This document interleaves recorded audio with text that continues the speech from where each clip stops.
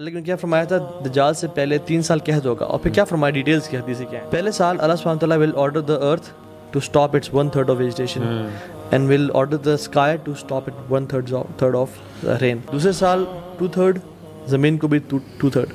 تیسرے سال اللہ کی میں نے کہا کہ پوری بارش روک دی جائے گی, نہ کچھ زمین اپنے پہ گرائے گا, نہ زمین کچھ اگائے گی, آسمان سے کچھ نہیں گرے گا اور زمین کچھ سے کچھ نہیں اگے گا.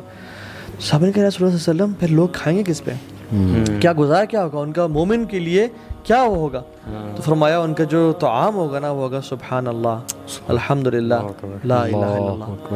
یعنی ان کا جو گزارا ہوگا وہ اللہ کے ذکر پہ ہوگا. اینڈ دین دجال ول ایمرج اینڈ دجال will come out and provide financial solutions to the earth. زمین میں کہتے ہیں rain, it will rain. He will pass by a desert, be green, it will turn green.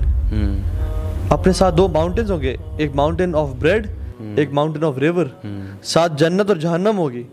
اللہ کی میں نے کہا اس کی جنت جہنم ہے اور جہنم جنت ہے.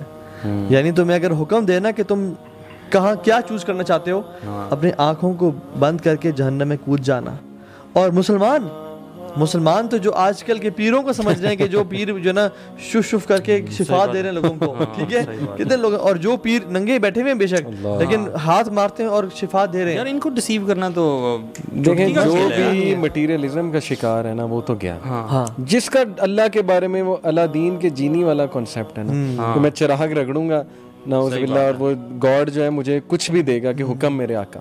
دجال نے یہی کرنا ہے آ کے. بلکہ ایک بچے نے پوچھا, یہ میں نے واقعہ ایک دیوبند عالم کے منہ سے سنا تھا, کہ دجال کے ماتھے پہ کفرہ لکھا ہوگا. ہم اتنے بے وقوف ہیں, ہم ریئلائز نہیں کر سکیں گے. خیر انہوں نے ایک منطق سے جواب دیا, بڑا انٹرسٹنگ جواب, میں بتاتا ہوں. اس سائڈ کے سگریٹ کی ڈبی پہ نہیں دیکھتے کہ تمباکو نوشی صحت کے لیے مضر ہے, اب تو پکچرز بھی لگانا شروع کر دیا. اب تو پکچرز پھر بھی پیتے ہیں. وجہ ایڈکشن, ڈیپینڈنسی, جان ہی نہیں چھڑوا سکتے. اب کیسے حدیث میں آتا ہے کہ ہر مومن جو ہے وہ اس کو پہچان پائے گا, چاہے وہ پڑھا لکھا ہے یا نہیں. اور مومن کے ورڈ, اچھا آپ جتنا مرضی پڑھے لکھے ہیں, پی ایچ ڈی کیا ہے, لیکن مومن نہیں ہے نا, آپ نہیں پڑھ پائیں گے. میں آپ کو بتاؤں, سورہ کہف جس نے ہر جمعے پڑھی ہے نا, اور جس کو یہ یاد ہوں گی, آخری 10 ورسز کا بھی ذکر آتا ہے اور پہلی 10, وہ تو ایسے پہچانے گا نا دجال کو.